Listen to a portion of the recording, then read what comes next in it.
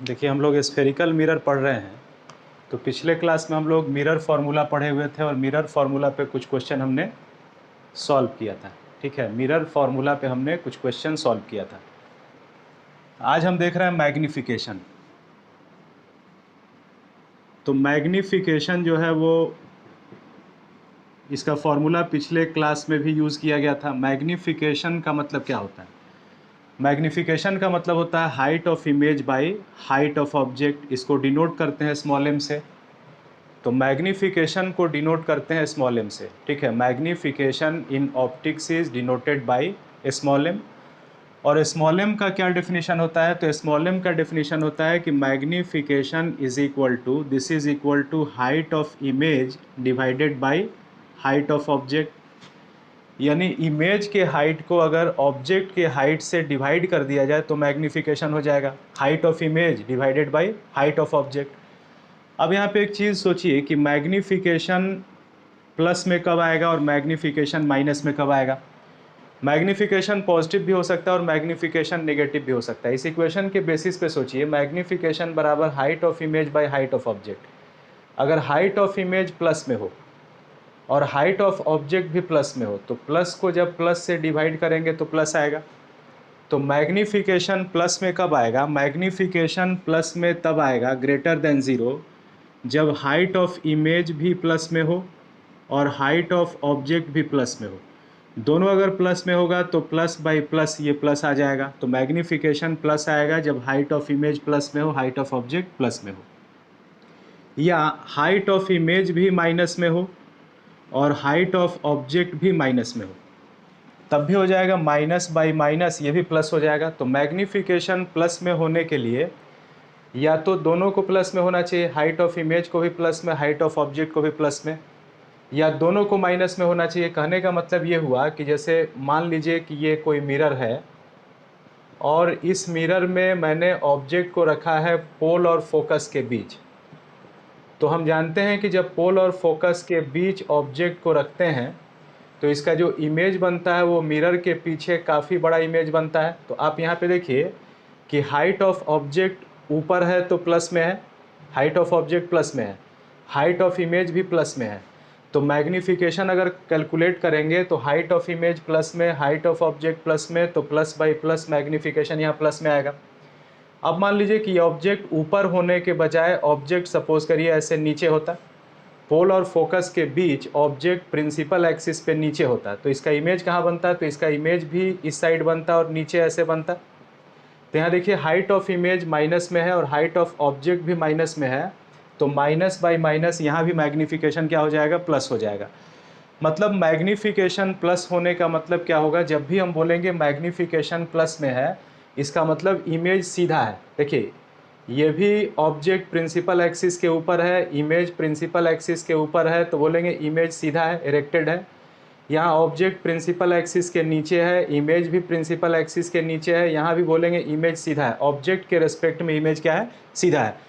तो मैग्निफिकेशन अगर पॉजिटिव है तो इसका मतलब अब याद कर लीजिए कि इमेज जो है वो इरेक्टेड है, इमेज सीधा है। मैग्निफिकेशन अगर प्लस में मिल जाए कभी तो मतलब से ये समझना है कि इमेज सीधा है, इमेज इरेक्टेड है।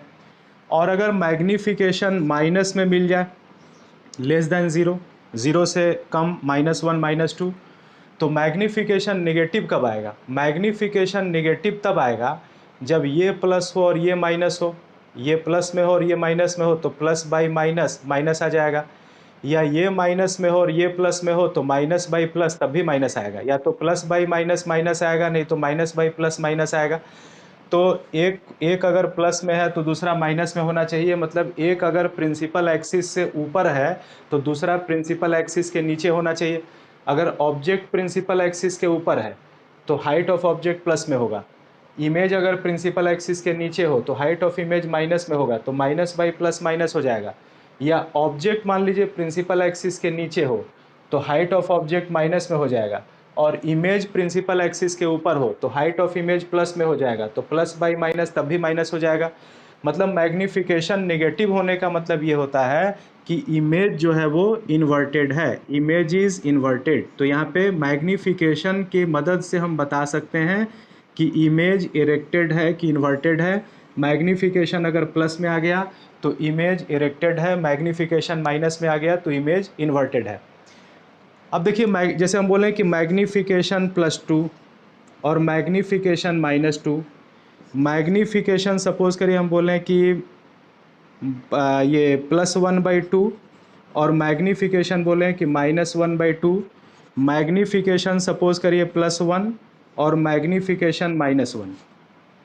तो यहाँ देखिए मैग्नीफिकेशन +2 है, मतलब इमेज सीधा है, ऑब्जेक्ट के रेस्पेक्ट में इमेज इरेक्टेड है। मैग्नीफिकेशन नेगेटिव है, मतलब ऑब्जेक्ट के रेस्पेक्ट में इमेज उल्टा है। यहाँ इमेज सीधा है, यहाँ पे इमेज उल्टा है, यहाँ पे इमेज सीधा है और यहाँ पे इमेज उल्टा है। अब देखिए मैग्नीफिकेशन प्लस भी हो रहा है, मैग्नीफिकेशन माइनस भी हो रहा है। मैग्नीफिकेशन प्लस में भी हो सकता है, मैग्नीफिकेशन माइनस में भी हो सकता है। अगर हम इसको मॉड कर दें, अगर हम मैग्नीफिकेशन का मॉड कर दें तो आप जानते हैं कि मॉड हमेशा पॉजिटिव होता है। जैसे यहाँ पे मैग्नीफिकेशन का मॉड करेंगे तो +2 का मॉड 2 हो जाएगा। यहाँ मैग्नीफिकेशन का मॉड करेंगे तो -2 का मॉड यहाँ भी 2 हो जाएगा। यहाँ मैग्नीफिकेशन का मॉड 1/2, यहाँ पे मैग्नीफिकेशन का मॉड 1/2, यहाँ मैग्नीफिकेशन का मॉड 1, यहाँ भी मैग्नीफिकेशन का मॉड 1 हो जाएगा। तो मैग्नीफिकेशन का मॉड पॉजिटिव होगा। अब देखिए अगर मैग्नीफिकेशन का मॉड 1 से बड़ा है, अगर मैग्नीफिकेशन का मॉड करने पर 1 से ज़्यादा आता है, जैसे यहाँ पे मैग्नीफिकेशन का मॉड करें तो 2 आएगा, तो मैग्नीफिकेशन 2 आने का मतलब क्या है? अगर हम इसका मॉड करें तो 2 आ गया, तो 2 आने का मतलब ये है कि इमेज का जो हाइट है वो ऑब्जेक्ट के हाइट का डबल है। मैग्नीफिकेशन 2 होने का मतलब कि इमेज का जो हाइट है वो ऑब्जेक्ट के हाइट का डबल है। ऑब्जेक्ट अगर 4 फीट का है तो इमेज 8 फीट का है, ऑब्जेक्ट अगर 5 फीट का है तो इमेज 10 फीट का है, ऑब्जेक्ट अगर 6 फीट का है तो इमेज 12 फीट का है। तो यहाँ पे मॉड 2 है, मतलब जितने हाइट का ऑब्जेक्ट है उससे डबल हाइट का इमेज है। ठीक है, यहाँ भी मैग्नीफिकेशन का मॉड 2 है, मतलब ऑब्जेक्ट जितने हाइट का है उसके डबल हाइट का इमेज है। तो अगर मैग्नीफिकेशन का मॉड 1 से बड़ा है तो ऐसे इमेज को हम बोलते हैं मैग्नीफाइड इमेज। ऐसे केस में इमेज बड़ा होगा and the image is called magnified image. लेकिन इस केस को लीजिए, सेकंड केस को, तो सेकंड केस में मैग्नीफिकेशन का मॉड यहाँ पे 1/2 है और यहाँ भी मैग्नीफिकेशन का मॉड 1/2 है। तो मैग्नीफिकेशन 1/2 होने का मतलब कि जो हाइट ऑफ इमेज है वो ऑब्जेक्ट के हाइट का आधा है। जैसे ऑब्जेक्ट अगर 6 फीट का है तो इमेज 3 फीट का है, यहाँ भी ऑब्जेक्ट अगर 6 फीट का है तो इमेज 3 फीट का है। तो मैग्नीफिकेशन का मॉड अगर लेस देन 1 है, लेस देन 1 है, इसको याद कीजिए, मैग्नीफिकेशन का मॉड लेस देन 1 है, मतलब इमेज का हाइट छोटा है, तो ऐसे इमेज को हम बोलेंगे डिमिनिस्ड इमेज, डिमिनिस्ड छोटा है। और अगर मैग्नीफिकेशन का मॉड 1 के बराबर है, जैसे यहाँ पे मैग्नीफिकेशन का मॉड करेंगे तो 1 आएगा, यहाँ भी मैग्नीफिकेशन का मॉड करेंगे तो 1 आएगा। तो मैग्नीफिकेशन का मॉड 1 करने का मतलब हुआ कि हाइट ऑफ इमेज उतना ही है जितना हाइट ऑफ ऑब्जेक्ट है। ऑब्जेक्ट 6 फीट का, इमेज 6 फीट का, ऑब्जेक्ट 5 फीट का, इमेज 5 फीट का। तो इस केस का मतलब ये समझना है कि हाइट ऑफ इमेज और हाइट ऑफ ऑब्जेक्ट दोनों आपस में बराबर है। ठीक है, तो मैग्नीफिकेशन क्या है? मैग्नीफिकेशन का जो बेसिक डेफिनेशन है, स्टार्टिंग डेफिनेशन है, वो ये है कि magnification is the ratio of height of image and height of object. ये हाइट ऑफ इमेज और हाइट ऑफ ऑब्जेक्ट का रेशियो है। अगर हाइट ऑफ इमेज भी प्लस में हो, हाइट ऑफ ऑब्जेक्ट भी प्लस में हो तो मैग्नीफिकेशन प्लस में आएगा। दोनों अगर माइनस में हो तब भी मैग्नीफिकेशन प्लस में आएगा। एक अगर प्लस में हो, एक अगर माइनस में हो तो मैग्नीफिकेशन माइनस में आएगा। मतलब मैग्नीफिकेशन प्लस में कब आएगा? जब दोनों प्लस हो, यानी दोनों प्रिंसिपल एक्सिस से ऊपर हो, या दोनों माइनस हो यानी कि दोनों प्रिंसिपल एक्सिस के नीचे हो। तो ऐसी स्थिति में इमेज जो होगा सीधा होगा। तो मैग्नीफिकेशन प्लस में आने का मतलब कि इमेज इरेक्टेड होगा। लेकिन अगर मैग्नीफिकेशन माइनस में है, इसका मतलब कि एक प्लस है और एक माइनस है, मतलब एक प्रिंसिपल एक्सिस के ऊपर है और दूसरा प्रिंसिपल एक्सिस के नीचे है, तो ऐसी स्थिति में इमेज जो होगा वो इन्वर्टेड होगा। उसके बाद हम मैग्नीफिकेशन के मॉड की बात करेंगे। तो मैग्नीफिकेशन का मॉड अगर मोर देन 1 है तो इमेज को बोलेंगे मैग्नीफाइड, लेस देन 1 है तो इमेज को बोलेंगे डिमिनिस्ड, और इक्वल टू 1 है तो बोलेंगे कि height of image height of object के बराबर है। स्क्रीनशॉट ले लीजिए।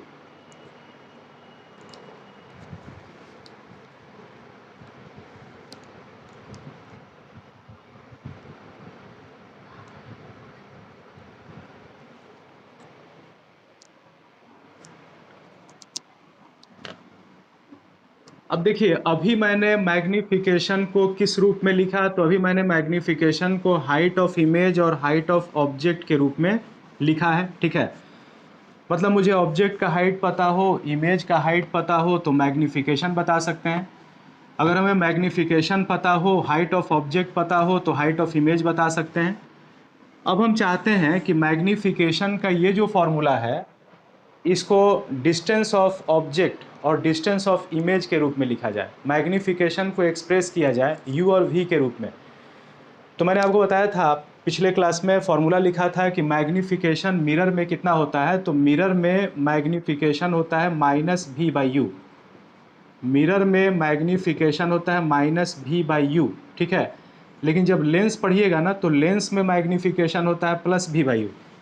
मिरर में मैग्नीफिकेशन होता है -v/u। इस चीज़ को हमेशा ध्यान रखिए कि मिरर में फॉर्मूला होता है -v/u और लेंस में मैग्नीफिकेशन का फॉर्मूला होता है +v/u। यहाँ भी गलती होने का चांस होता है कि मैग्नीफिकेशन का फॉर्मूला आपको हमेशा ध्यान में दे के लिखना है कि वो मिरर है कि लेंस है। अगर मिरर है तो -v/u होगा मैग्नीफिकेशन, और अगर लेंस है तो मैग्नीफिकेशन +v/u होगा, ठीक है। कैसे होगा इसको थोड़ा सा समझ लीजिएगा तो आपको हमेशा के लिए याद हो जाएगा कि मैग्नीफिकेशन यहाँ पे -v/u क्यों है, यहाँ +v/u क्यों नहीं है। इसको समझने के लिए हम एक मिरर बना लेते हैं, कोई भी मिरर बना लेते हैं। सपोज़ करिए मैंने एक कॉनकेव मिरर बना लिया, ठीक है, this is a concave mirror. और इस कॉनकेव मिरर में इस पॉइंट को मैंने दिखा दिया कि पोल है, ठीक है। और एक ऑब्जेक्ट को मैंने प्रिंसिपल एक्सिस पर ऐसे खड़ा कर दिया, ठीक है। एक ऑब्जेक्ट प्रिंसिपल एक्सिस पे खड़ा है जिसका नाम है AB, ठीक है। एक मिरर है, the mirror is a concave mirror, और कॉनकेव मिरर के प्रिंसिपल एक्सिस पर, कॉनकेव मिरर के प्रिंसिपल एक्सिस पर, कॉनकेव मिरर के प्रिंसिपल एक्सिस पर, कॉनकेव मिरर के प्रिंसिपल एक्सिस पर एक ऑब्जेक्ट खड़ा है and the object is AB, the object is AB, ठीक है। तो इसके प्रिंसिपल एक्सिस पर एक ऑब्जेक्ट खड़ा है जिसका नाम AB है। इमेज पहले किसका बनाते हैं, तो यू नो कि हम हेड का इमेज बनाएंगे इसका, और इमेज बनाने के लिए 2 रे सेंड करते हैं, इमेज बनाने के लिए 2 रे सेंड करते हैं, ठीक है। लेकिन मैग्नीफिकेशन के फॉर्मूला को प्रूफ करने के लिए हम 2 रे सेंड नहीं करेंगे बल्कि एक ही रे सेंड करेंगे, ठीक है। मैग्नीफिकेशन के फॉर्मूला को प्रूफ करने के लिए हम 2 रे सेंड नहीं करेंगे बल्कि एक ही रे सेंड करेंगे, एक ही रे सेंड करेंगे। क्यों एक रे सेंड करेंगे, क्योंकि एक रे सेंड करने से मेरा जो इमेज होगा वो, मतलब फिगर जो होगा वो साफ़ सुथरा बनेगा। एक रे के सेंड करने से जो इमेज बनेगा, वो फिगर जो बनेगा वो साफ़ सुथरा बनेगा। तो यहाँ से हम एक रे सेंड करते हैं, और वो रे कहाँ से सेंड करते हैं, तो वह रे हम लोग पोल से यहाँ से सेंड कर रहे हैं। अब अगर यहाँ से पोल से एक रे सेंड कर रहे हैं तो यह रे पोल पे जाएगी, पोल पे टकराएगी थीटा एंगल पे, और टकरा के यहाँ से थीटा पे लौट जाएगी, थीटा पे लौट जाएगी, ठीक है। अब थीटा पे लौट जाएगी तो याद रखिए कि मैंने 2 रे का यूज़ नहीं किया है।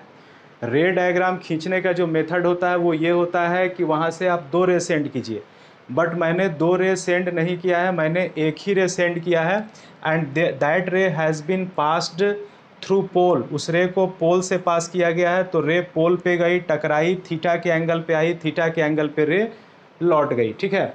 अब इसका इमेज हमको बनाना है।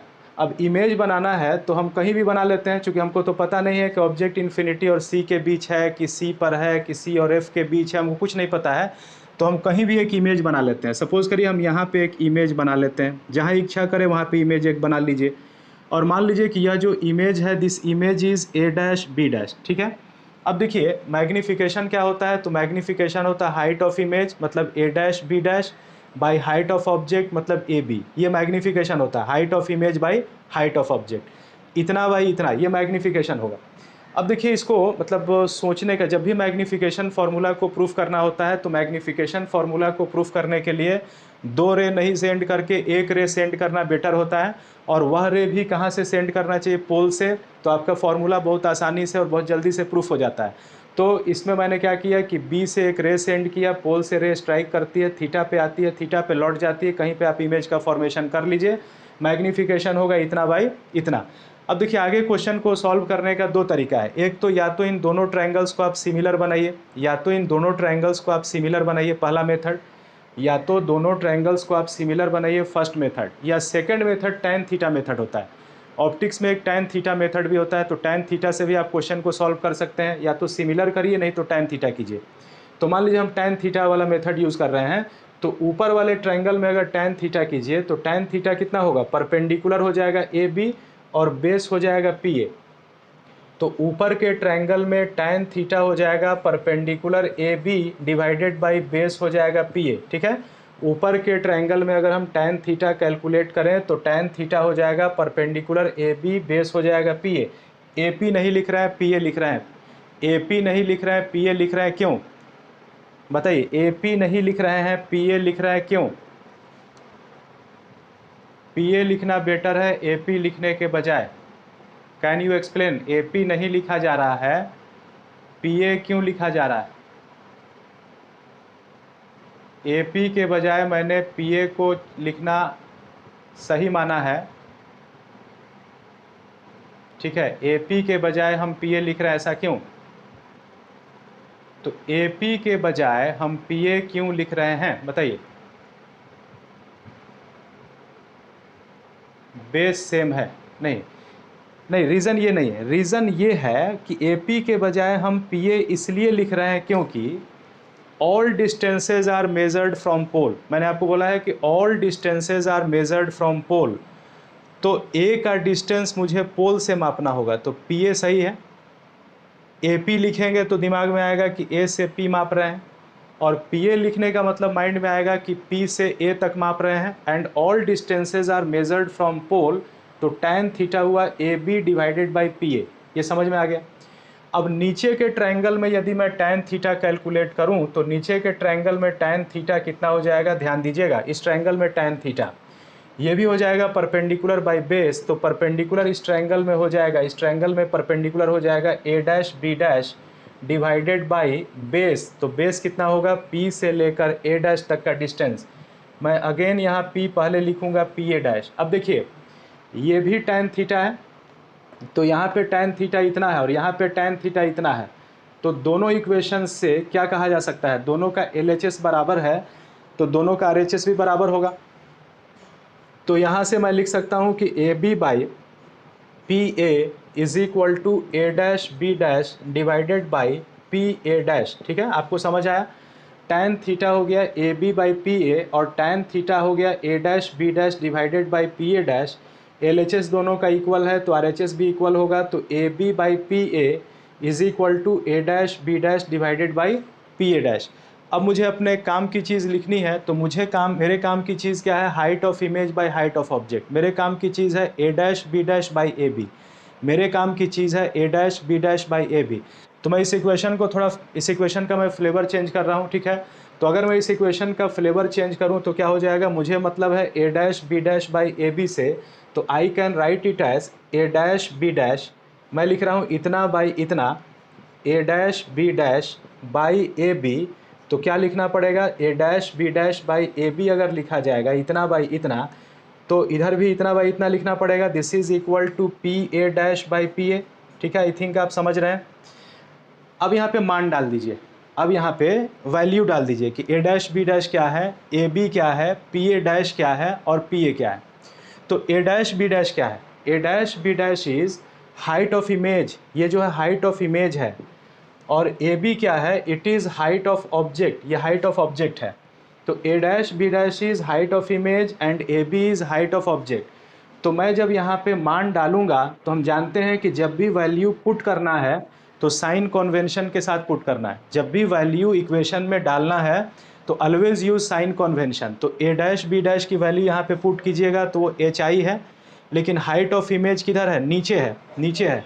तो ये प्लस HI होगा कि माइनस HI होगा, माइनस HI होगा, ठीक है। चूँकि ये नीचे है A डैश B डैश, तो ये हो गया minus HI divided by AB। AB जो है वो हाइट ऑफ ऑब्जेक्ट है और ये ऊपर है, तो ये हो जाएगा plus HO is equal to PA dash, मतलब P से A डैश तक का डिस्टेंस। अब देखिए P से A डैश तक का जो डिस्टेंस है वो इमेज डिस्टेंस है, ये ऑब्जेक्ट है और ये इमेज है। तो पोल से A डैश तक का जो डिस्टेंस है दिस इज़ इमेज डिस्टेंस, और इमेज डिस्टेंस को डिनोट करते हैं V से। तो यहाँ से लेकर यहाँ तक का डिस्टेंस V हो गया, ठीक है। आप समझ रहे हैं। P से लेकर A डैश तक का जो डिस्टेंस हो गया वो V हो गया, क्योंकि पोल से इमेज तक के डिस्टेंस को बोलते हैं इमेज डिस्टेंस, तो दिस इज़ V। और ये प्लस भी है कि माइनस भी है, यहाँ से यहाँ तक इसको हम V मान लेते हैं, तो ये प्लस V की माइनस V, बोलिए प्लस V की माइनस V। पी ए की वैल्यू अगर मैं पुट करूं तो पी ए प्लस भी है कि माइनस भी है, पी ए प्लस भी है कि माइनस भी है। देखिए क्या बता रहे हैं, गुड्डू बता रहे हैं माइनस भी, संगिनी बता रहे हैं माइनस भी, ठीक है माइनस भी है। तो यहाँ पे ये माइनस भी है, तो P से लेकर A डैश तक का डिस्टेंस हो गया माइनस भी, और डिवाइडेड बाई P से लेकर A तक ऑब्जेक्ट तक का डिस्टेंस है, तो ये minus u, minus minus cut गया। मैग्नीफिकेशन किसको बोलते हैं, height of image by height of object, ये माइनस इधर आ गया, this is minus v by u, इसको हम मैग्नीफिकेशन बोलते हैं माइनस भी बाई यू। तो always remember sign, always remember कि मैग्नीफिकेशन मिरर में होता है माइनस भी बाई यू। आगे जब हम लोग लेंस पढ़ेंगे तो लेंस में मैग्नीफिकेशन होता है प्लस भी बाई यू, ठीक है। मिरर में मैग्नीफिकेशन होता है minus v by you, lens में मैग्नीफिकेशन होता है प्लस भी बाई यू। इस चीज़ को हमेशा ध्यान में रखिए। एक बार जल्दी से देख लीजिए, ये एक मिरर है, मिरर का यहाँ पे पोल है, प्रिंसिपल एक्सिस है, उस पर एक ऑब्जेक्ट मैंने रखा।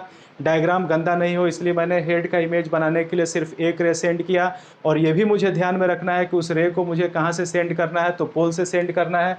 तो रे को मैंने पोल से सेंड किया, थीटा पे रे यहाँ से लौट गई, और कहीं पे मैंने इमेज बना लिया, this is height of image. अब उसके बाद हम इन दोनों को सिमिलर भी कर सकते थे, इन दोनों ट्रायंगल्स को हम सिमिलर भी कर सकते थे कि ये एंगल 90 डिग्री, ये एंगल 90 डिग्री, और ये थीटा और ये थीटा, तो ये दो एंगल बराबर है, ये इसके बराबर और ये इसके बराबर, इसलिए थर्ड एंगल के बराबर होगा, तो दोनों ट्रायंगल सिमिलर होंगे। और जब दो ट्रायंगल सिमिलर होते हैं तो कॉरेस्पॉन्डिंग साइड्स का रेशियो क्या होता है, सेम होता है। तो थीटा के सामने A dash B dash divided by theta के सामने ए बी बराबर, अगर हम इस एंगल को लेते हैं इस एंगल को, तो इसके सामने पी ए डैश और इसके बराबर ये है, तो डिवाइडेड बाई पी ए। या तो सिमिलर से करिए नहीं तो टैन थीटा से करिए। तो ऊपर वाले ट्रायंगल में मैंने टैन थीटा कैलकुलेट किया, तो टैन थीटा हो गया A B divided by P A, और नीचे के ट्रायंगल में टैन थीटा हो गया A dash B dash divided by P A dash. दोनों का LHS इक्वल है, RHS को इक्वल कीजिए, और इसमें अपने काम की चीज़ लिख लीजिए, A dash B dash divided by A B, P A dash divided by P A. अब वैल्यू पुट करिए ए डैश बी डैश का, तो ए डैश बी डैश क्या है, हाइट ऑफ इमेज, इसको अगर मैं HI लिखूँ तो मुझे माइनस HI लिखना पड़ेगा, और A B height of object, इसको प्लस HO लिखना पड़ेगा। And this is equal to P से A डैश तक इमेज का डिस्टेंस है minus v, P A object का डिस्टेंस माइनस यू, तो ये हो गया height of image by height of object minus v by u, magnification minus v by u, ठीक है। समझ में आ गया, स्क्रीनशॉट लीजिए।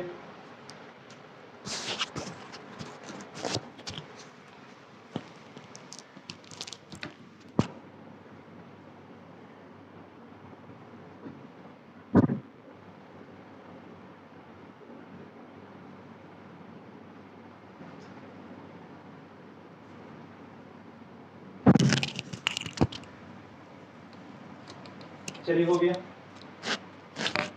इस तरह से हम देख रहे हैं कि मैग्नीफिकेशन को कैलकुलेट करने के लिए आपको या तो height of object, height of image पता होना चाहिए, या नहीं तो आपको U और V पता होना चाहिए, ठीक है। मैग्नीफिकेशन कैलकुलेट करने के लिए आपको height of image, height of object पता होना चाहिए, या नहीं तो U और V पता होना चाहिए। बट सोचिए जनरली क्वेश्चन में आपको क्या देगा। जनरली अगर आप क्वेश्चन सॉल्व करेंगे, और आपको कंपटीशन में तो क्वेश्चन जल्दी सॉल्व करना है, तो क्वेश्चन आपको जल्दी सॉल्व करना है, और मैग्नीफिकेशन का मेरा फॉर्मूला है माइनस भी बाई यू, जिसको हम 10th क्लास में काफ़ी यूज़ करते थे। बट जनरली जो हमें इन्फॉर्मेशन गिवन होगा, तो क्या इन्फॉर्मेशन गिवन होगा, जब भी एक मिरर गिवन होगा, चाहे कॉनकेव मिरर गिवन हो, चाहे कॉन्वेक्स मिरर गिवन हो, ठीक है, वो क्या करेगा, जब मिरर देगा तो उसका रेडियस ऑफ कर्वेचर दे देगा, यानी कि उसका फोकल लेंथ वो आपको दे देगा। तो मिरर का आपको फोकल लेंथ दे देगा, और क्या दे देगा, फोकल लेंथ देने के बाद वो ऑब्जेक्ट का डिस्टेंस दे देगा कि ऑब्जेक्ट कितने डिस्टेंस पर है, ये तो वो निश्चित देगा। हर सवाल में फोकल लेंथ देगा, ऑब्जेक्ट का डिस्टेंस देगा, यहाँ भी फोकल लेंथ देगा, ऑब्जेक्ट का डिस्टेंस देगा। और अब सपोज़ करिए कि मुझे मैग्नीफिकेशन की ज़रूरत पड़ी, तो अगर हम मैग्नीफिकेशन कैलकुलेट करने के लिए माइनस भी बाई यू लगाते हैं, इस फॉर्मूला को यूज़ करते हैं, तो मेरा काफ़ी टाइम वेस्ट होगा। मैग्नीफिकेशन कैलकुलेट करने के लिए अगर हम minus v by you use करते हैं तो मेरा काफ़ी टाइम वेस्ट होगा। टाइम इसलिए वेस्ट होगा कि u तो मुझे गिवन है तो मैं u तो यहाँ भर दूंगा, लेकिन मुझे पहले v निकालना पड़ेगा, और v निकालने के लिए पहले मिरर फॉर्मूला लिखना पड़ेगा। u दिया है, f दिया है, तो u दिया है, f दिया है, तो पहले मिरर फॉर्मूला लगाना होगा 1/v + 1/u = 1। तो उसमें u और f की वैल्यू पुट करनी होगी, और u और f की वैल्यू पुट करके v की वैल्यू कैलकुलेट करनी होगी। फिर यहाँ पे v भरिए और v भरिए और u भरिए, तो मैग्नीफिकेशन कैलकुलेट हो जाएगा। तो इस तरीके से सॉल्व करने में क्वेश्चन ज़्यादा समय लेगा, ठीक है। इस तरीके से सॉल्व करने में क्वेश्चन जो होगा वो ज़्यादा समय लेगा। तो हम चाहते हैं कि मैग्नीफिकेशन का जो फॉर्मूला है वो u और f में बने, ठीक है। मैग्नीफिकेशन का फॉर्मूला u और f में बने, इसको हम मिटा रहे हैं। और u और f में मैग्नीफिकेशन का फॉर्मूला देखिए कैसे बना सकते हैं। u और f में मैग्नीफिकेशन का फॉर्मूला कैसे बना सकते हैं, ठीक है। 10 मिनट के बाद फिर आपको लिंक जाएगा, दोबारा जुड़िएगा, क्योंकि 40 मिनट हो जाएगा 10 मिनट के बाद, ठीक है। चलिए, तो अब u और f में हम मैग्नीफिकेशन बनाना चाहते हैं, तो हम क्या कर रहे हैं, पहले मिरर फार्मूला लिख रहे हैं 1/v + 1/u = 1/f। अब हम दोनों तरफ u से मल्टीप्लाई करते हैं, दोनों तरफ हम u से मल्टीप्लाई करते हैं, LHS को भी u से मल्टीप्लाई करते हैं और RHS को भी u से मल्टीप्लाई करते हैं। तो अगर LHS को u से मल्टीप्लाई किया जाए तो ये हो जाएगा u/v, यहाँ पे u से मल्टीप्लाई करेंगे तो ये हो जाएगा u/u, यहाँ पे u से मल्टीप्लाई करेंगे तो ये हो जाएगा u/f, ये u से u कट के 1 हो जाएगा। यहाँ अगर आप ध्यान दीजिए तो ये u/v है, यहाँ ध्यान दीजिए तो u/v है। आपको लग रहा होगा कि अगर यहाँ पे v/u होता माइनस साइन के साथ तो मैग्नीफिकेशन होता। हम जानते हैं कि मैग्नीफिकेशन बराबर -v/u, ये हम जानते हैं। हम ये जानते हैं कि मिरर में मैग्नीफिकेशन -v/u होता है, लेकिन यहाँ पे u/v है, u/v है। तो सोचिए u/v को क्या लिखेंगे। आप अगर यहाँ से कैलकुलेट कीजिए तो मैग्नीफिकेशन -v/u, तो यहाँ से कैलकुलेट कीजिए तो माइनस अगर इधर लेके आ जाए तो -m बराबर v/u, ठीक है। लेकिन मेरे पास u/v है, तो अगर इसका रेसिप्रोकल ले लिया जाए, अगर इसका रेसिप्रोकल लिया जाए तो v/u पलट के हो जाएगा u/v, और -m/1 यहाँ पे है तो ये पलट के हो जाएगा -1/m। क्या आप समझ रहे हैं कि u/v -1/m होगा, u/v जो होगा वो -1/m होगा। कैसे? मैंने लिखा मिरर फार्मूला कि 1/v + 1/u = 1/f। उसके बाद मैंने क्या किया कि दोनों तरफ u से मल्टीप्लाई कर दिया, तो LHS को भी मैंने u से मल्टीप्लाई किया तो LHS हो गया u/v, RHS को भी मैंने u से मल्टीप्लाई किया तो RHS हो गया u/u, और ये LHS को मल्टीप्लाई किया तो u/v + u/u, RHS को मल्टीप्लाई किया u/f हो गया, u/u कट के 1 हो गया, यहाँ पे 1 हो गया, और यहाँ पे मुझे u/v दिखाई दे रहा है। लेकिन हम जानते हैं कि v/u जो होता है वो मैग्नीफिकेशन होता है, v/u मैग्नीफिकेशन होता है। तो v/u अगर मैग्नीफिकेशन होता है, मैग्नीफिकेशन -v/u होता है, तो पहले माइनस को उधर लेके जाइए, तो ये हो गया -m बराबर v/u, लेकिन मुझे चाहिए u/v, तो मैंने इसका रेसिप्रोकल ले लिया, तो u/v इधर भी रेसिप्रोकल हो गया, तो -m/1 का रेसिप्रोकल -1/m, तो u/v को हम लोग यहाँ पे लिख रहे हैं दिस इज -1/m + 1 = u/f। मुझे m का फॉर्मूला चाहिए, तो -1/m को उधर लेके चले जाते हैं तो +1/m हो जाएगा, तो इधर क्या बचेगा, 1 बचेगा, और u/f माइनस में बचेगा, उधर हो जाएगा +1/m, यहाँ पे LCM ले लेंगे तो f हो जाएगा this is f - u 1/m, reciprocal ले लीजिए तो वहाँ से m निकल जाएगा, तो 1/m का रेसिप्रोकल हो गया m, इधर रेसिप्रोकल लेंगे तो f/f - u। इस फॉर्मूला को याद कीजिए कि मैग्नीफिकेशन बराबर हाउ मच, मैग्नीफिकेशन को हम f और u से निकाल सकते हैं, और ये बहुत स्टार कर लीजिए इस फॉर्मूला को। और ये फॉर्मूला बहुत ज़्यादा केसेस में अप्लाई होगा कि magnification is equal to f/f - u। पहले हम याद किए थे कि मैग्नीफिकेशन -v/u, यानी u और v से मैग्नीफिकेशन निकाल रहे थे। अब हम मैग्नीफिकेशन u और f से निकाल रहे हैं, और जब मैग्नीफिकेशन u और f से निकाल रहे हैं तो मैग्नीफिकेशन का फॉर्मूला हो रहा है f/f - u। स्क्रीनशॉट लीजिए, स्क्रीनशॉट लीजिए और जल्दी से रिवाइज करिए।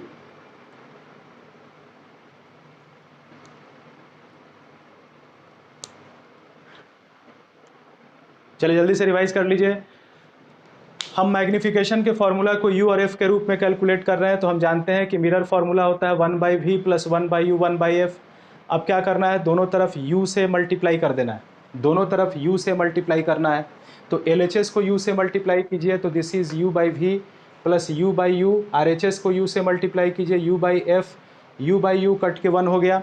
यहाँ मेरा u/v है, तो u/v को क्या लिख सकते हैं, तो हम जानते हैं कि मैग्नीफिकेशन -v/u होता है।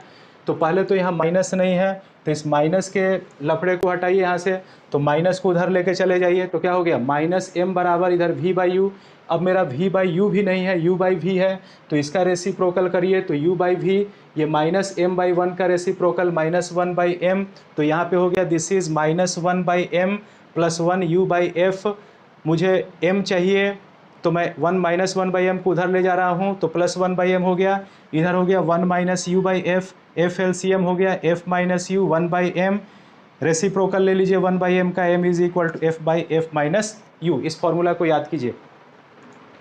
चलिए इसके बाद एक नेक्स्ट क्वेश्चन आपको सॉल्व करना है। अगला सवाल ये है कि आप मिरर फॉर्मूला, चलिए आपको करना ये है, चलिए क्या बोल रहे हैं, म्यूट क्या बोल रहे हैं, फिर से लिखिए। तो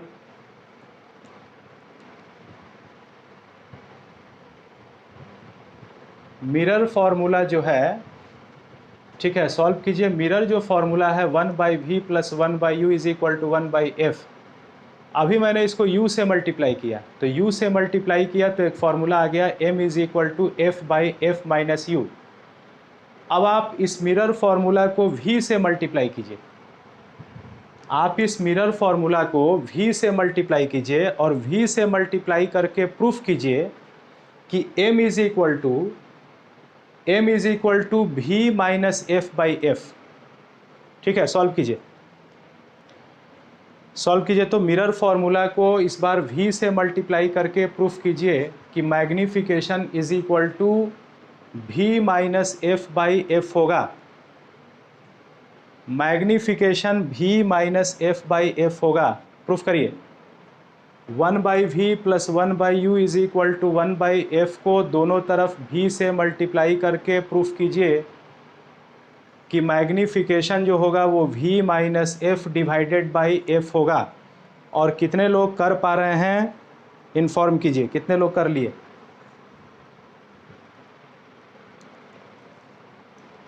ठीक है, करना क्या है आपको, 1/v + 1/u 1/f लिखना है। मैंने अभी u से मल्टीप्लाई किया था दोनों तरफ, आपको दोनों तरफ v से मल्टीप्लाई करना है और v से मल्टीप्लाई करके प्रूफ करना है। चलिए हो गया, सलोनी हो गया।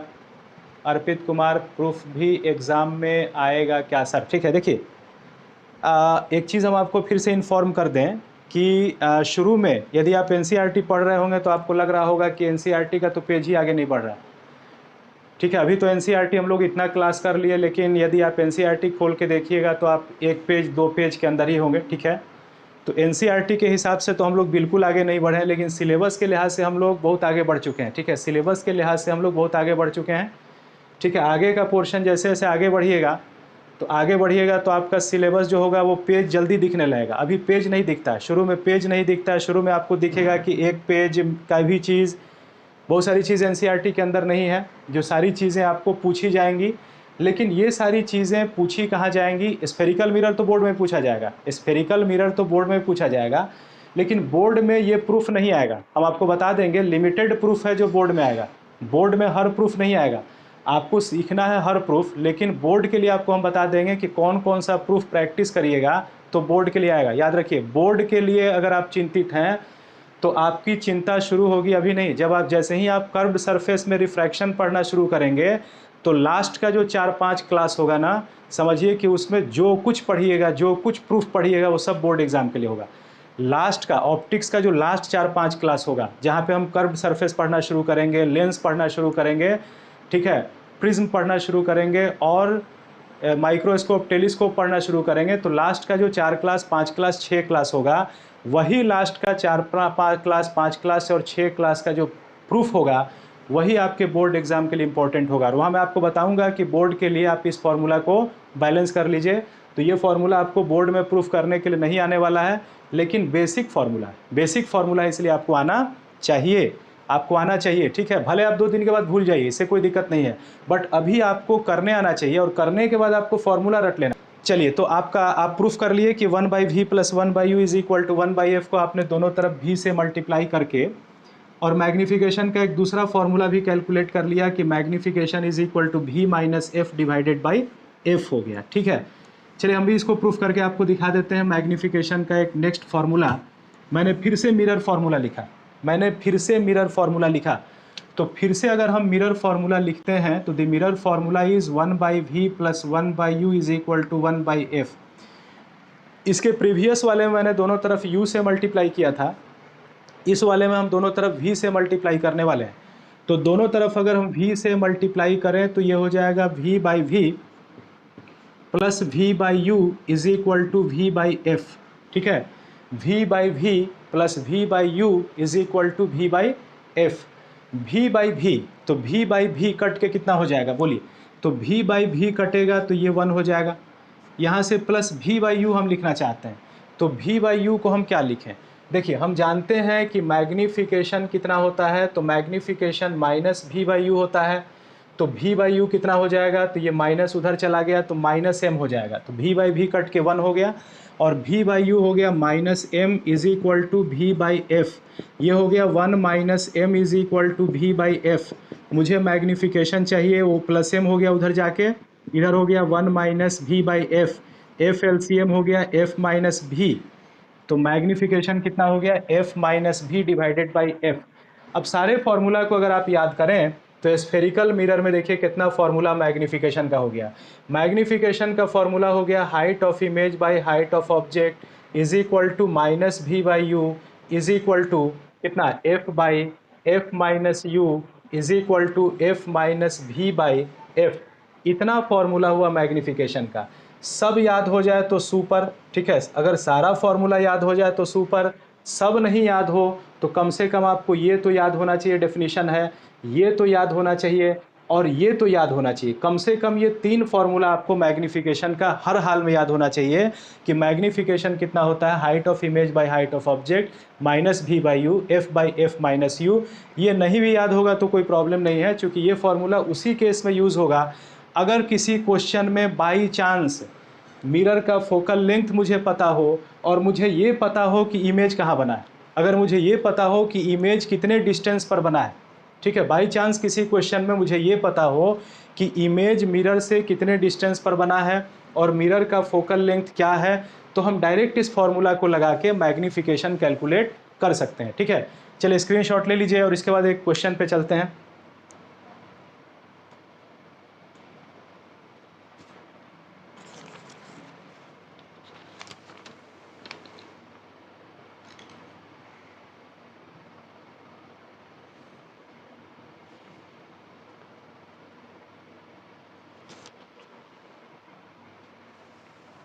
चलिए क्वेश्चन बनाइए। क्वेश्चन क्या कह रहा है, क्वेश्चन कह रहा है कि एक कॉनकेव मिरर है। क्वेश्चन में एक कॉनकेव मिरर है और यह जो कॉनकेव मिरर है इसका रेडियस ऑफ कर्वेचर 60 सेंटीमीटर है, रेडियस ऑफ कर्वेचर 60 सेंटीमीटर, और मिरर से 40 सेंटीमीटर के डिस्टेंस पर एक ऑब्जेक्ट दिया हुआ है, ठीक है। पूछ रहा है कि बताइए कि मैग्नीफिकेशन कितना होगा। क्वेश्चन पूछ रहा है मैग्नीफिकेशन कितना होगा, ठीक है। मिरर से 40 सेंटीमीटर के डिस्टेंस पर एक ऑब्जेक्ट रखा हुआ है, radius of curvature 60 centimetre, magnification कितना होगा।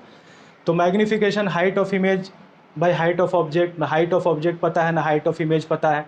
मुझे क्या पता है, मुझे क्वेश्चन में u गिवन होता है, तो मुझे u गिवन है और मुझे रेडियस ऑफ कर्वेचर गिवन है। तो यहाँ से हम मैग्नीफिकेशन कैसे निकालेंगे बोलिए। क्वेश्चन में गिवन क्या है, क्वेश्चन में गिवन है u और क्वेश्चन में गिवन है f।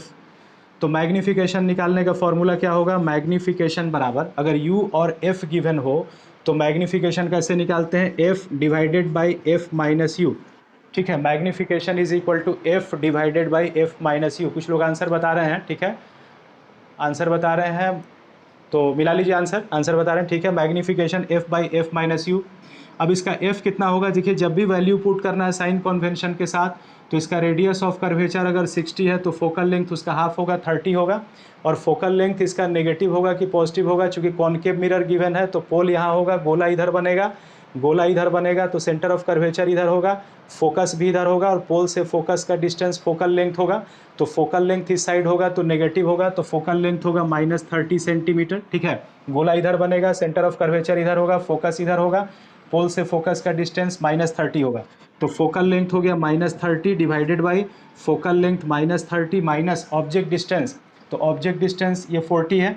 ऑब्जेक्ट डिस्टेंस कहाँ से मापते हैं, पोल से, तो पोल से यहाँ तक मेज़र करेंगे, और मैंने आपको बताया था आईना के आगे नेगेटिव होता है, आईना के आगे नेगेटिव होता है, तो ये आईना के आगे ऑब्जेक्ट है तो माइनस होगा, तो माइनस के बाद u का मान -40 हो जाएगा। This is equal to -30 by -30 plus 40, this is -30 by 40 minus 30, ये हो गया 10, कैंसिल हो गया, दिस इज़ -3, मैग्नीफिकेशन -3 हो गया। माइनस साइन क्या बता रहा है, इमेज सीधा बनेगा कि उल्टा बनेगा, बोलिए। मैग्नीफिकेशन का नेगेटिव आना क्या इंडिकेट कर रहा है, इमेज सीधा बनेगा कि उल्टा बनेगा, मैग्नीफिकेशन उल्टा बनेगा सीधा बनेगा, बताइए। सीधा बनेगा, अंजलि बता रही हैं, पंतोष इन्वर्टेड, गुड्डू इन्वर्टेड, संगीनी इन्वर्टेड, हाँ ठीक है, इन्वर्टेड बनेगा, नेगेटिव साइन है ना, तो नेगेटिव साइन मैग्नीफिकेशन का तो इन्वर्टेड इमेज बनेगा और 3 टाइम्स बनेगा, ठीक है, ये हो गया।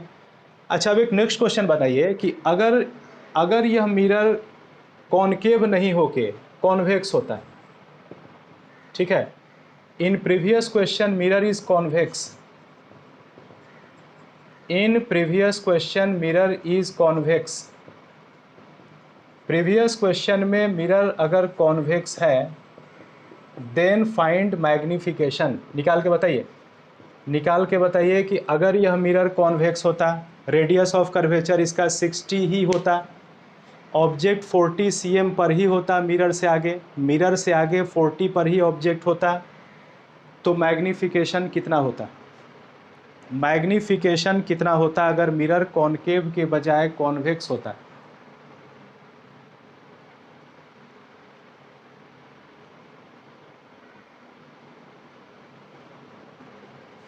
थ्री बाई 7 आदित्य बता रहे हैं, गुड्डू 3/7,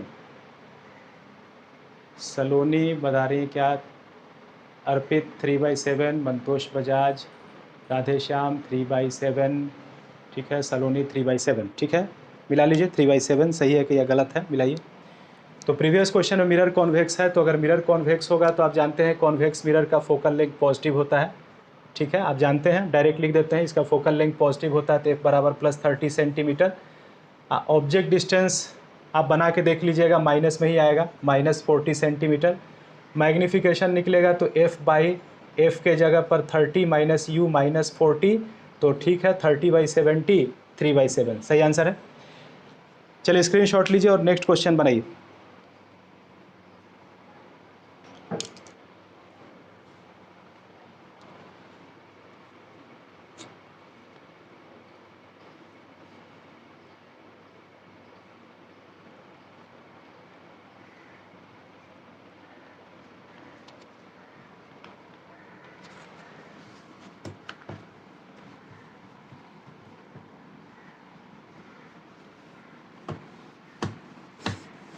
नेक्स्ट क्वेश्चन सॉल्व कीजिए। क्वेश्चन कह रहा है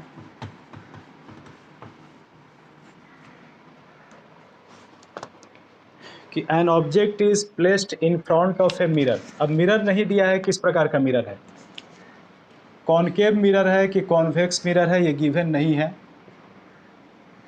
N object is placed in front of a mirror, बस इतना उसने बोला है कि एक ऑब्जेक्ट को मिरर के सामने रखा है। क्वेश्चन में ना तो ये गिवन है कि मिरर कॉनकेव है, ना ये गिवन है कि मिरर कॉन्वेक्स है, ना ये गिवन है कि मिरर प्लेन मिरर है।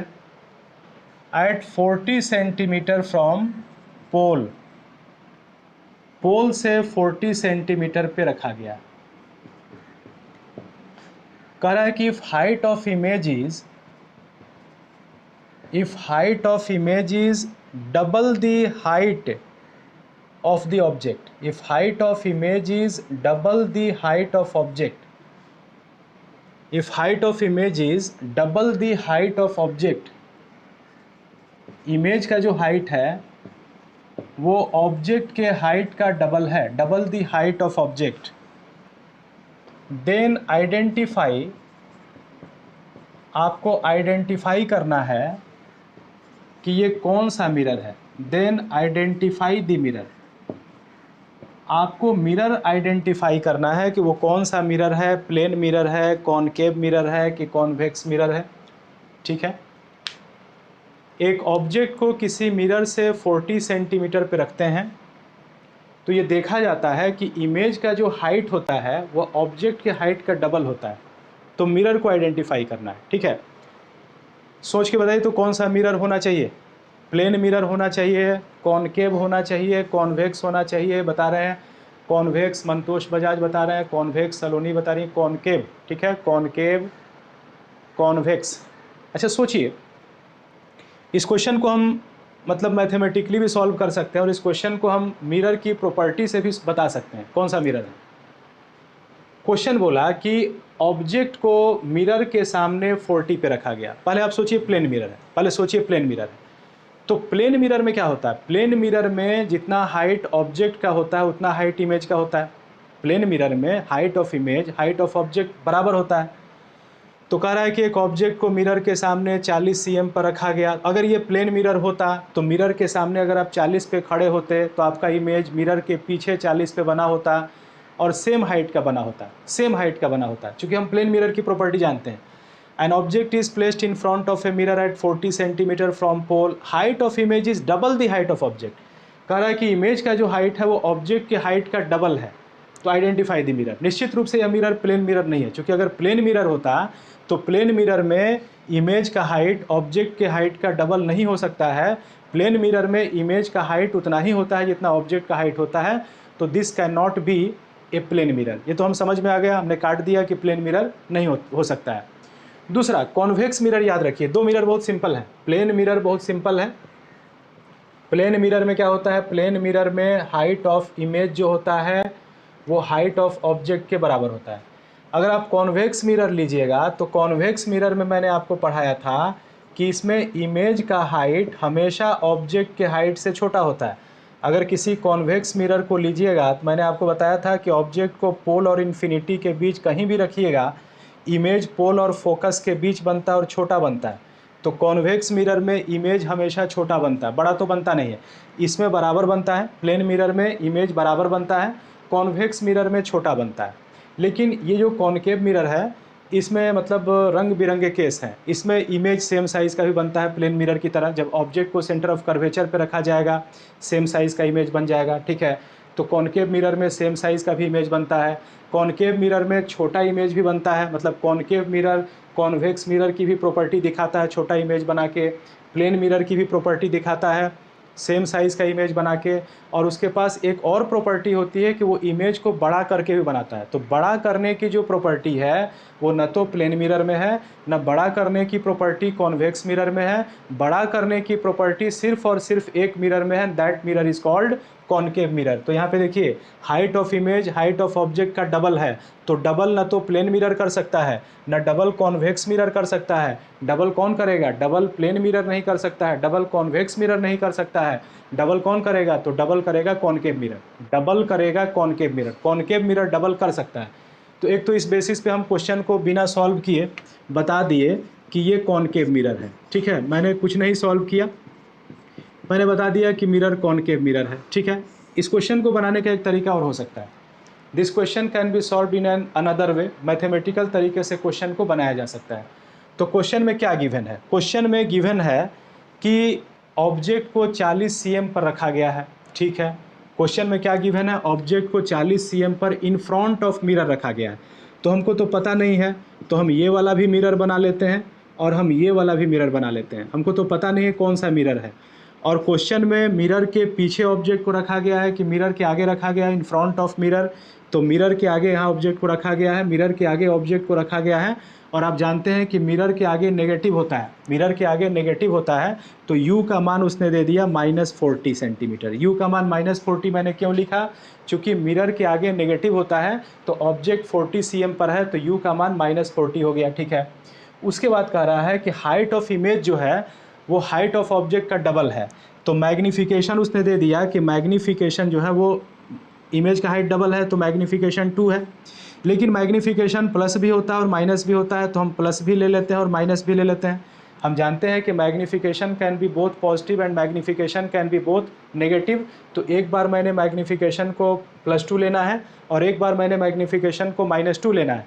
चूँकि हाइट ऑफ इमेज डबल है तो मैग्नीफिकेशन तो 2 हो जाएगा और प्लस माइनस तो होता ही है मैग्नीफिकेशन के साथ। अब ये तो उसने दिया नहीं है कि इमेज सीधा बन रहा है उल्टा बन रहा है, तो हम मैग्नीफिकेशन को +2 भी लेंगे और -2 भी लेंगे, एक बार +2 और एक बार -2। अब देखिए मुझे m पता है और u पता है, तो यहाँ से हम फोकल लेंथ निकालेंगे मिरर का कितना है। मिरर का फोकल लेंथ निकालेंगे और फोकल लेंथ से डिसाइड करेंगे कि वो मिरर कॉनकेव है कि कॉन्वेक्स है। अगर फोकल लेंथ नेगेटिव आ जाएगा, अगर फोकल लेंथ नेगेटिव आ जाएगा तो हम जानते हैं कि नेगेटिव फोकल लेंथ किसका होता है, negative focal length concave mirror का होता है। और अगर फोकल लेंथ पॉजिटिव आ जाएगा तो वो कॉन्वेक्स मिरर होगा। तो फोकल लेंथ के साइन से हम डिसाइड कर लेंगे कौन सा मिरर है, ठीक है। तो अब इस क्वेश्चन को हम 2 पार्ट में सॉल्व करेंगे। अब इसको आप घर पे आप सॉल्व कीजिएगा। आप करिएगा क्या कि 2 केस ले लीजिएगा। पहला केस, केस नंबर 1, पहले केस में u का मान -40 लीजिएगा और m का मान +2 लीजिएगा और यहाँ से आप f निकालिएगा। कैसे निकालिएगा? तो m बराबर f/f माइनस u में m का मान 2 भर दीजिएगा, f का मान निकालना है, f का मान निकालना है माइनस u का मान -40 + 40 करके आप यहाँ से f निकाल लीजिएगा। ये फर्स्ट केस कर लीजिएगा, ठीक है।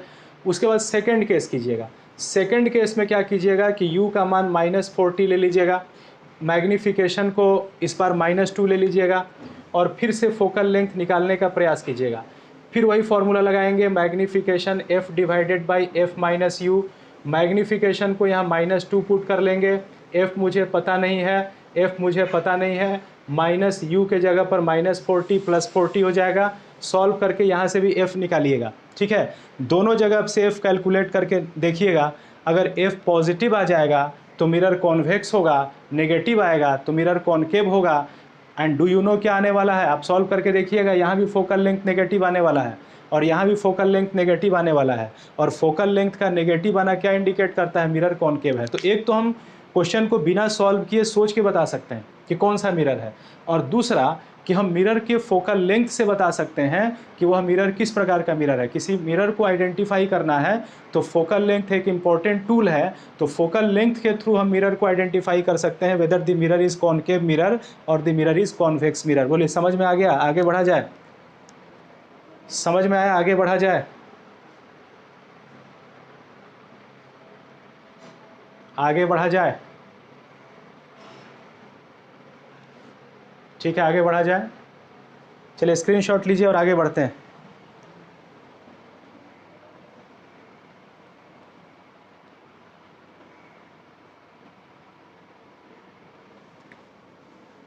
नेक्स्ट एक क्वेश्चन है, थ्योरेटिकल क्वेश्चन है, ठीक है, लेकिन जानना आपके लिए ज़रूरी है because it is asked in exams. Exams में ये क्वेश्चन आएगा, किसी न किसी फॉर्मेट में आएगा, ये नॉलेज आपको होना चाहिए। क्वेश्चन है कि दांत के जो डॉक्टर होते हैं, डेंटिस्ट होते हैं, तो डेंटिस्ट किस मिरर को यूज़ करते हैं? देखिए, डेंटिस्ट भी एक मिरर यूज़ करते हैं। डेंटिस्ट कौन सा मिरर यूज़ करते हैं, है ना? Which mirror is used by dentist and why? Which mirror is used by dentists? जो दांत के डॉक्टर होते हैं वो कौन सा आईना इस्तेमाल करते हैं और क्यों इस्तेमाल करते हैं? अगर आप ध्यान से देखिए तो हमारे यहाँ कॉनकेव मिरर, ठीक है, हमारे यहाँ सही आंसर है। हमारे यहाँ मतलब हम लोग ध्यान से देखिए अपने डेली लाइफ में हम हमेशा मिरर का इस्तेमाल करते हैं। जैसे अगर मुझे अपने बालों में कंघी करनी हो तो हम किस मिरर का इस्तेमाल करते हैं? जब मुझे अपने बालों में कंघी करनी होती है, बताइए हम किस मिरर का इस्तेमाल करते हैं? जब आप घर से बाहर निकलते हैं बालों में कंघी करने के लिए मिरर के सामने खड़े होते हैं, तो बताइए which type of mirror do you use. बता रहे हैं इन ऑर्डर टू एनलार्ज, वो तो ठीक है, उसका आंसर तो ठीक है, plane mirror, good, plane mirror, ठीक है, प्लेन मिरर, गुड, सही सही आंसर है। याद रखिए कि हम अगर ध्यान से देखिए आप अपने लाइफ में, तो आपको डेली मिरर का यूज़ समझ में आएगा। जब आप अपने घर से बाहर निकलते हैं तो बालों में कंघी करते हैं, और बालों में कंघी करते समय जो आप मिरर यूज़ करते हैं वो प्लेन मिरर होता है, ठीक है। यानी हम घर से जब बाहर निकलते हैं तो प्लेन मिरर में बालों में कंघी करते हैं, ठीक है।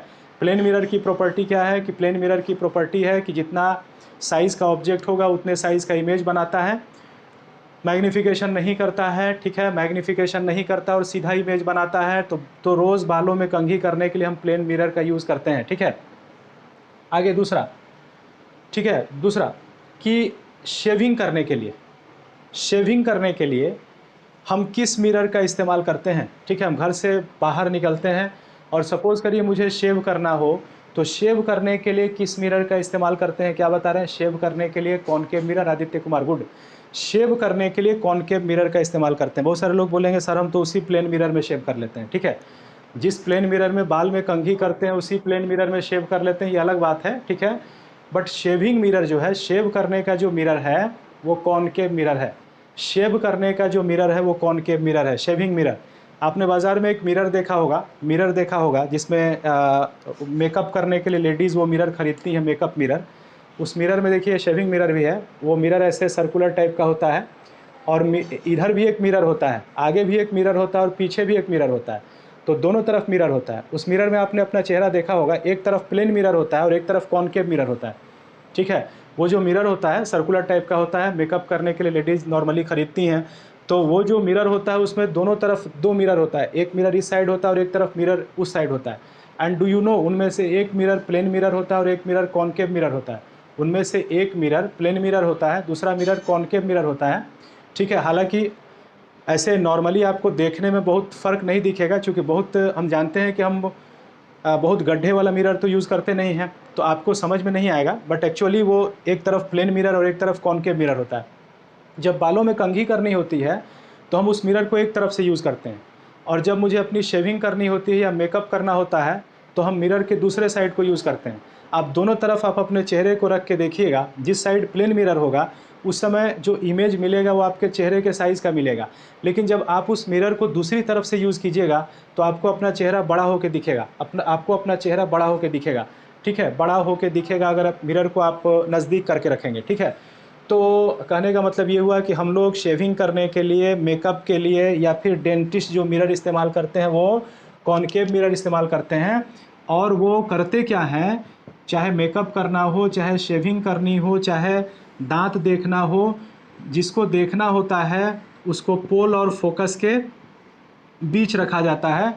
तो हम जानते हैं कि ऐसी स्थिति में इमेज जो बनता है वो मिरर के बिहाइंड बनता है और काफ़ी बड़ा बनता है। तो काफ़ी बड़ा इमेज बनता है, तो छोटा छोटा जो बियर्ड है, छोटी छोटी जो दाढ़ी है बड़ी दिखती है, या फिर मेकअप करना है और मेकअप करते समय अगर फेस को पोल और फोकस के बीच रखा जाए, तो पोल और फोकस के बीच रखा जाए तो मतलब बड़ा होकर दिखता है, तो मेकअप करने में सहूलियत होती है। यहाँ तक कि इस दांत को अगर पोल और फोकस के बीच रखा जाए तो पेशेंट का जो दांत है वो डबल होके, ट्रिपल होके दिखता है, तो डेंटिस्ट को आसानी होती है देखने में। तो कौन सा मिरर डेंटिस्ट इस्तेमाल करते हैं, कॉनकेव मिरर। क्यों करते हैं, इसलिए कि कॉनकेव मिरर में जब पोल और फोकस के बीच ऑब्जेक्ट को रखा जाता है तो काफ़ी मैग्नीफाइड इमेज बनता है, ठीक है।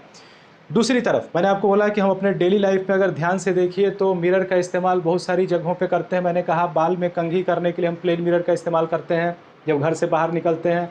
अगर मुझे शेविंग करनी होती है मैं कॉनकेव मिरर का इस्तेमाल करता हूँ, ठीक है। मेकअप करने के लिए कॉनकेव मिरर का इस्तेमाल होता है। सैलून में कौन सा मिरर होता है, सैलून में कौन सा मिरर होता है, क्या आपको पता है? Which mirror is used in salons.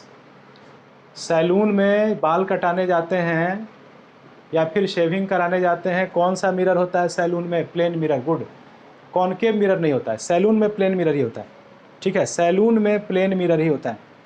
Salon में तो एक दूसरा आदमी है ना बाल काटने के लिए, एक दूसरा आदमी है शेव करने के लिए, उसको क्या ज़रूरत बड़ा करके देखने के लिए, वो तो नेचुरल देख रहा है, वो तो नेचुरल देख रहा है। वो जो काट रहा है वो तो नेचुरल देख रहा है, वो इमेज थोड़ा देख के थोड़े ना काट रहा है। ऐसा तो है नहीं कि वो आपका इमेज देख रहा है आईना में तब काटे जा रहा है, सोचिए क्या होगा कि बाल काटने वाला आईना में देख देख के बाल काटे, शेविंग करने वाला आईना में देख देख के शेविंग करे। ऐसा तो होता नहीं। जब आप शेविंग करते हैं तो मिरर में देख के करते हैं, जब आप शेविंग करते हैं तो मिरर में देख के करते हैं। लेकिन जो सैलून में आपका बाल काटा जा रहा है या सैलून में शेविंग हो रही है, तो वहाँ पे तो एक दूसरा आदमी है ना, वहाँ पे प्लेन मिरर होता है।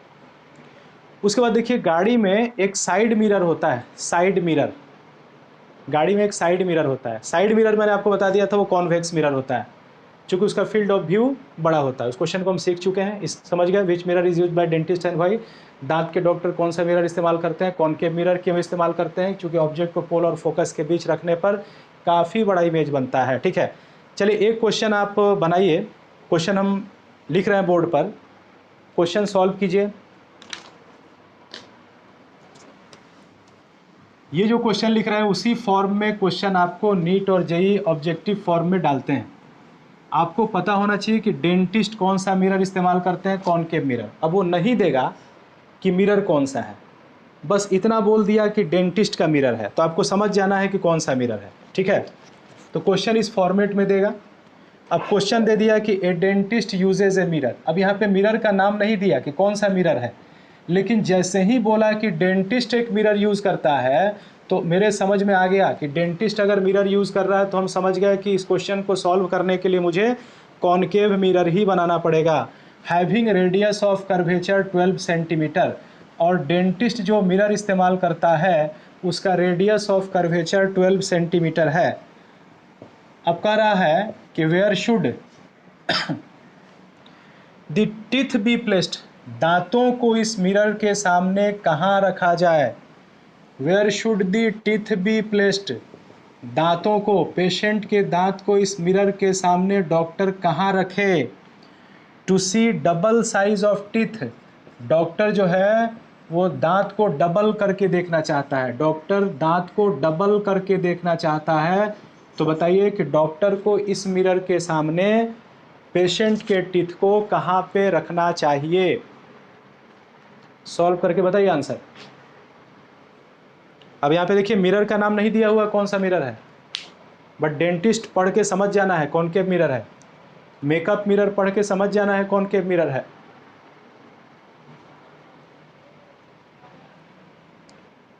एक दांत का डॉक्टर एक मिरर यूज करता है जिसका रेडियस ऑफ कर्वेचर, कुछ लोग आंसर बता रहे हैं, कुछ लोग आंसर बता रहे हैं, क्या बता रहे हैं,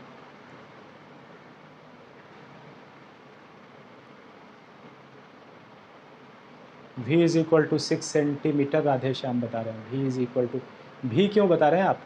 मैंने तो पूछा कि दांत को कहाँ रखा जाए, हम तो आपसे यू पूछ रहे हैं ना, हम तो आपसे यू पूछ रहे हैं कि दांत को कहाँ पे रखा जाए। तो दांत को कहाँ पे रखा जाए मतलब हम आपसे यू पूछ रहे हैं। ठीक है, हम आपसे यू पूछ रहे हैं दांत को कहाँ पे रखा जाए।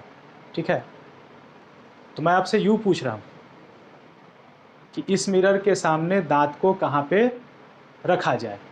चलिए आंसर मिलाइए। कह रहा है कि डेंटिस्ट यूजेज ए मिरर। जैसे मैंने क्वेश्चन पढ़ा डेंटिस्ट यूजेज ए मिरर, मेरे दिमाग में आ गया ऐसा ही मिरर बनाना है सर, मुझे तो दूसरा कोई मिरर नहीं बनाना है, मुझे तो यही वाला मिरर बनाना है। क्यों? डेंटिस्ट बोला है। ठीक है, तो dentist usage a mirror having radius of curvature, कितना दिया था, हैविंग रेडियस ऑफ कर्वेचर, छूट गया था, having radius of curvature 12 centimetre, question में दिया था 12 सेंटीमीटर, तो रेडियस ऑफ कर्वेचर 12 सेंटीमीटर। तो अगर इसका रेडियस ऑफ कर्वेचर 12 सेंटीमीटर है तो इसका फोकल लेंथ कितना होगा, 100 लिख लीजिए। तो पोल यहाँ पे होगा, गोला इधर बनेगा, सेंटर ऑफ कर्वेचर इधर होगा, फोकस इधर होगा, फोकल लेंथ मिरर के सामने होगा, नेगेटिव होगा -6। वैसे मुझे पता भी है कि कॉनकेव मिरर का फोकल लेंथ नेगेटिव होता है। अब कह रहा है कि दांत को कहाँ पे रखा जाए। अब इस आईना के सामने दांत रखना है, तो निश्चित रूप से हम दांत को पोल और फोकस के बीच ही रखेंगे। तो दांत को मिरर के सामने कहाँ रखा जाए, मतलब यू का मान पूछ रहा है, कहाँ रखा जाए दांत को। To double size of teeth, ताकि टीथ का डबल साइज दिखाई पड़े। तो टीथ तो इधर दिखेगा, डबल साइज में दिखाई पड़े। तो डबल साइज का मतलब मैग्नीफिकेशन क्या है, 2 है। अब सोच लीजिए +2 है कि -2 है, ये मैग्नीफिकेशन +2 है कि -2 है। तो हम जानते हैं कि पोल और फोकस के बीच जब ऑब्जेक्ट रखते हैं तो इमेज मिरर के बिहाइंड बनता है और वो इमेज सीधा बनता है, तो मैग्नीफिकेशन मेरा +2 हो जाएगा। अब देखिए एफ दिया है, एम दिया है, यू निकालना है और मैंने आपको एक फार्मूला सिखा दिया है ताकि आपका टाइम बचेगा। ठीक है, आपका टाइम बचेगा, आप उस फार्मूला को याद करिएगा तो आपका टाइम बचेगा। मैग्नीफिकेशन गिवन है कि +2 है, फोकल लेंथ गिवन है कि -6 है, यू का मान निकालना है, तो हम मैग्नीफिकेशन का फार्मूला यूज़ करेंगे। और कौन सा फार्मूला यूज़ करेंगे? -v/u नहीं यूज़ करेंगे, f/f - u यूज़ करेंगे। मैग्नीफिकेशन को मैंने यहाँ 2 पुट किया, f मुझे पता है -6 डिवाइडेड बाई -6 और -u। अब यहाँ से सॉल्व कर लीजिए तो कितना हुआ? ये हो गया 2 × -6 -12 -2 × u -2u बराबर -6। अब ये देखिए -2u मैंने इस साइड छोड़ दिया तो -6 + 12, 12 में से 6 गया 6, यहाँ से u निकलेगा 6/-2 -3। -3 क्या इंडिकेट कर रहा है? पोल से 3 सेंटीमीटर मिरर के आगे ऑब्जेक्ट को अगर रखा जाएगा, टीथ को रखा जाएगा तो उसका डबल साइज़ का इमेज बनेगा। ठीक है, स्क्रीनशॉट ले लीजिए, स्क्रीनशॉट ले लीजिए। और उसके बाद आपके नोट्स में एक आगे क्वेश्चन है जिसमें 2 मिरर का इस्तेमाल हुआ है। नेक्स्ट एक क्वेश्चन है जिसमें 2 मिरर का इस्तेमाल हुआ है, एक प्लेन मिरर है और एक कॉनकेव मिरर है, बीच में एक ऑब्जेक्ट रखा गया है और कुछ क्वेश्चन पूछा गया। तो आई थिंक कि मैं चाहता हूँ कि ये क्वेश्चन पहले आप सॉल्व कीजिए। ठीक है, पहले आप सोचिए क्वेश्चन पे कि आप क्या सोच पाते हैं, क्या आप क्वेश्चन को मतलब जितना सीखे हुए हैं उतने कॉन्सेप्ट के बेसिस पे बना सकते हैं। ठीक है, तो मैं उस क्वेश्चन को अभी बोर्ड पे सॉल्व करके दिखा सकता हूँ, बट मैं चाहता हूँ कि पहले आप उस क्वेश्चन को अटेम्प्ट लीजिए, पहले अपने दिमाग को पहले खर्च कीजिए, पहले आपका माइंड क्या करता है, आपका माइंड उस क्वेश्चन को सॉल्व कर पा रहा है कि नहीं कर पा रहा है। ठीक है, फिर हम क्वेश्चन सॉल्व करेंगे। तो नेक्स्ट क्वेश्चन आप पहले सॉल्व करके रखिएगा। ठीक है, उसके बाद कल के क्लास में हम इसको सॉल्व करेंगे। एक चीज़ और, कल का क्लास नहीं होगा। ठीक है, कल का क्लास नहीं होगा, अब क्लास सीधे परसों होगा। तो परसों के क्लास में आपको बताना है कि वो क्वेश्चन आपसे सॉल्व हुआ कि नहीं हुआ। ठीक है, इसको हम